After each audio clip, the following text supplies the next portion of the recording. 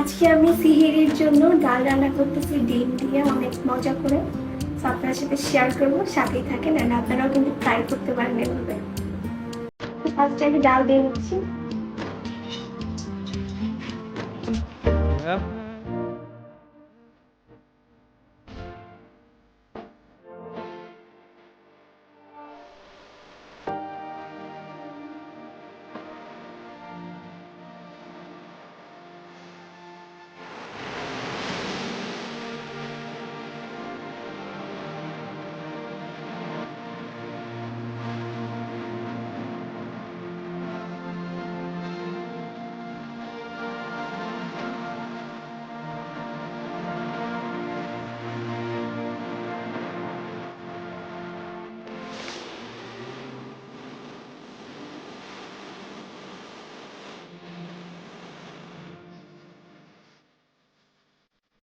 Finally আমার ডাল রান্না করা শেষ। কেমন লেগেছে সবাই জানাবেন।